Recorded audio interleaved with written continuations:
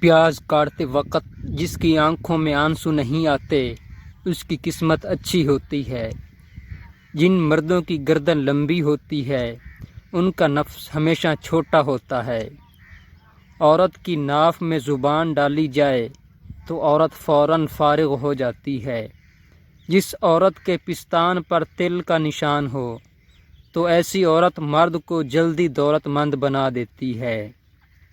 جو مرد wash room میں زیادہ وقت لگاتے ہیں وہ کام چور اور سست مزاج ہوتے ہیں۔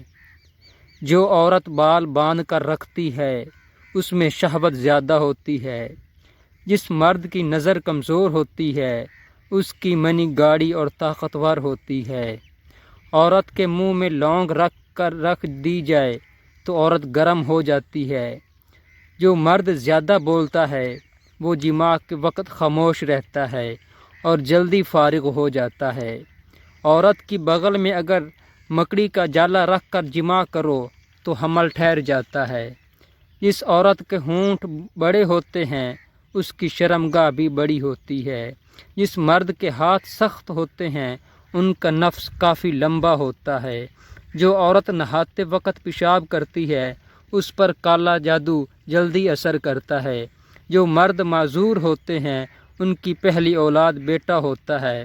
عورت کو روز میں تخم بلنگا کھلاؤ، عورت کا پیچھے کا سائز بڑھ جائے گا۔ جو مرد سرما زیادہ لگاتا ہے اس کی ٹائمنگ کم ہوتی ہے۔ جو عورت موٹی ہوتی ہے تو ایسی عورت نفس کی بے حد شوقین ہوتی ہے۔ جو مرد خواب میں ڈرتے ہیں ایسے مرد بہادر زیادہ ہوتے ہیں۔ عورت کے پستان پکڑ کر جماع کرو تو عورت کے پستان جلدی لٹک جائیں گے، تو لسوڑا کاٹ کر پستانوں میں مل دیا کرو۔ عورت کا پستان جو ہے وہ ٹائٹ کرنا ہے تو عورت کے پستان جو ہے وہ ٹائٹ ہو جائیں گے۔ نفس کو اژدہا جیسا موٹا اور لمبا کرنا ہے تو نفس پر سوہانجے کی سبزی کا شوربہ ڈال دو، نفس موٹا اور لمبا ہو جائے گا۔ جو عورت گیس زیادہ خارج کرتی ہے تو اس عورت میں شہوت بہت زیادہ ہوتی ہے۔ عورت کی آنکھوں پر پٹی باندھ کر جماع کرو گے تو عورت جلدی فارغ نہیں ہوں گی۔